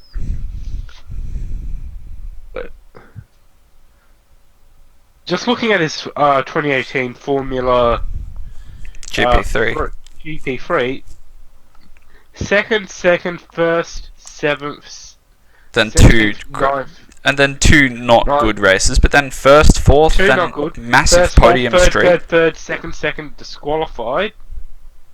3rd, 4th, 3rd. And it was dominant. And even the year before, 4th in the championship, and one of the races was cancelled anyway. Yeah.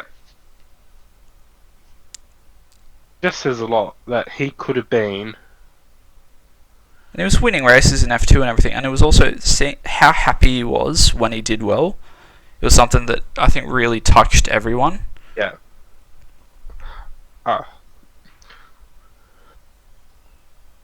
In Renault 2 Alps, which is one of the regional championships in France, Mm-hmm. Jack Aitken actually raced in that. Yep. I mean, just some of his results. So there are 7 races in it. Aitken got 2nd, 1st, 8th, 6th, 1st, I mean, 13th, 4th, 7th. Antoine. And if you look at Anthoine entered 6. He entered 6 races, won 4 of them, 4 poles, 3 fastest laps, and 100% podium rate. This is huge. Yeah, it helps. If he was in there seriously, I'm saying Aitken wouldn't have had that title. He would have had no chance. Exactly. Hubert was beating drivers who were racing alongside him in junior series. He, no doubt, is going to go down as one of the great lost talents, along with Jules Bianchi. Exactly. And obviously, it's sadly we'll never know what he could have done in Formula One when he got there. Real shame. Whether or not he could have been the second French World Drivers' Champion. I'm saying he would have been. Yeah. And no doubt he was going to be in Renault one day And as also, a replacement. and when you think in Formula 2, he had 6 races where he didn't score points, yet he was still 8th in the championship with 2 wins, 2 P4s, P5, P6, couple of P8s, P10. He was always in the points in that, except for... But he was in one of the most incompetent teams, I think, as well. Oh yeah, easily. Like, the team he's in, I have no clue. But... And they signed Tatiana Calderon. That's a conversation for another episode, I think. Oh. But yeah, I know what you mean. Yeah, in a later episode you'll find out my views on the absolutely driver that is Tatiana Calderon. I mean, she can drive, just not on a F2 level. No, she barely could drive on an F3 level. Yeah. Well, I wasn't talking about F3, but yeah, I agree. I was trying to be nice by leaving that out. If we're talking about bad F2 drivers, I mean, we have a man who could get 2 bans in one season. Well, he's already got 20 penalty points this season. He's got 2 bans. Away. No. F2 is 12 points. Really? So he's 4 points away from another ban. Jesus. I think this will have to go into a different segment. This will definitely be in Taking the Pits at one point. Oh yeah. So this goes into another segment. So let's go back on track with Anthoine. Yep. So 3, 2, 1. No, Hubert is a lost talent. Yes. I mean, yeah, he's just what could have been. I mean, a regular point scorer as well. Yeah, exactly. And I think, look at the percentage of his wins and stuff, especially in lower categories. It's the percentage as well. Because when you think, obviously, some drivers win quite a few races, but look at how many races they've entered. Look at how many races they haven't won. Yeah. But when you look at Anthoine, like, obviously he's only been in 1 year, and he's got, like... that was, like... When you think 1, 2, 3, 4, 5, 6, 7, 8, 9. 9 points races. 2 of them are wins. 2 P4s, a P5, a P6, 2 P8s, and a P10. Yeah. Oh, and a P9, but that didn't count as points. But yeah, when you if you think all the, like, he had a streak of Arden stuff ups. Yep. 5 races where he fell shy of the points, and he was P11 in 3 of them. 4 of them, actually. I'm saying that's more Arden's fault. That's what I was going to say. That's Arden thing. So if you take it, when you go back to Austria, and you think, oh, what's the championship standings? I'm just trying to find it now. think wasn't he up to 6 in Austria? It might have been higher actually. Looking at it, yeah, he would probably been up to 6. Yeah, He would have been ahead of Matsushita. I'm not sure about Zhao. Maybe ahead of Zhao. And could have actually been ahead of Aitken as well. He could have been all the way up to 5th. because I'm looking at it here. Hang on. Yeah, so Giotto shot up 2. So he went up from 6. So Giotto was there the previous race, but which one did he win? He won he came second in the second one. Yeah. So after the first race, he would have been P5. But he was P6 after the second race. Yeah. But, so, Hubert was up there in points until Arden happened. Yeah. No, like, just what have we missed out on with Anthoine Hubert?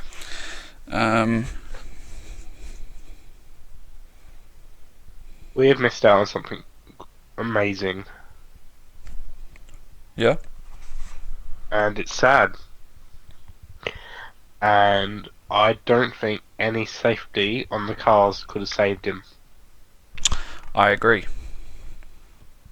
It was an awful, awful accident that just... But I mean, even when you think of like Dale Earnhardt, for example, his crash wasn't that bad. No. But when you look at this one, it was horrible. And frankly, I think that, I mean, as bad, like, I know it sounds bad, but I think there's nothing, like, I think we just hope that he didn't, like, we hope that he died instantly, really. There was nothing that, like, yeah, basically we just hope that he just, that it killed him pretty much straight away and he never felt anything. As awful as it sounds, but just looking at the footage of that crash, it is just awful. There's no other way to put it. The crash was just god awful. Exactly. Any other words to say about Hubert? I don't know. I mean, obviously, I'm a massive, like, we're Renault fans, so we obviously were sort of following him for this season and before that. So I mean, I follow F2 and F3 closely, and just seeing what he did as a rookie was amazing. In an Arden that was just did not deserve. So when you think, especially that team is not like, look at one of their drivers' results compared to the other.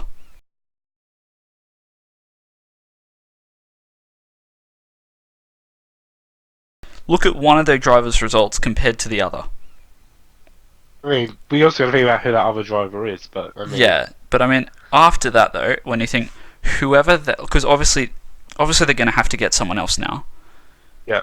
But when you think, who they get now will definitely show how good Hubert was, because if they're going to get another driver now, and that driver's either going to do really well or they're going to do really bad, and if they do really bad, Hubert's going to look phenomenal.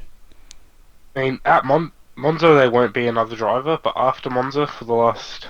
Yeah, they'll have to get someone. We have to look at F3. Who out of the F3 drivers do you think is going to be called up? I think Schwartzman and Armstrong. I don't think Schwartzman will want to take the title. Oh, yeah, no, I mean for next year. For the rest of this year, do you think anyone's going to fill that second seat? Prema aren't in F2 anymore, are they? Oh, they are. Oh, yeah, they are. Do you think anyone's going to fill the second seat, or are they going to just not? Don't know. Hang on. Because Arden don't have a junior team, so... If I had to pick a driver... Derivala? No. It would be a driver that has big team support and is going well, and I think it's going to be Yuri Vips. Yeah, but he's part of Prema as well, so... Yuri and Armstrong are both in the Prema and Ferrari junior team. Like they're part of Prema. No. No, he's not. Yuri is a high tech. Oh, he moved, didn't he? Or he was in. Yes, he moved. Yeah, He's 'cause now in high tech. he was with Prema, but he's not anymore. He's a Red Bull Junior driver, and he drives for high tech. Yeah, 'cause I was gonna say he was with Ferrari and Prema before, but yeah.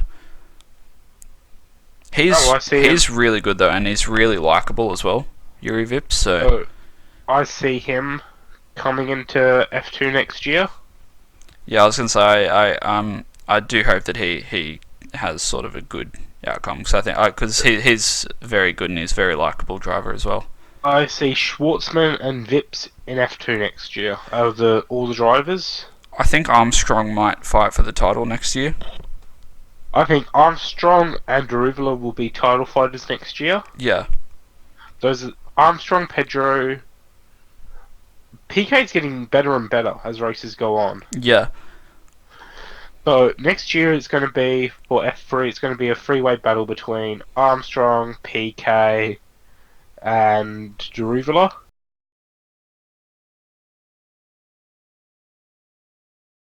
Jean Alesi, Jesus Christ.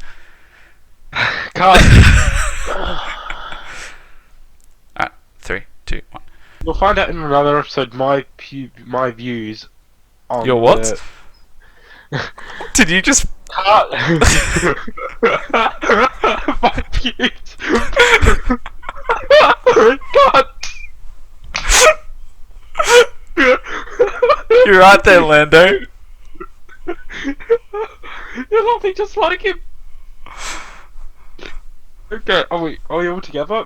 Yeah, God, that wasn't good.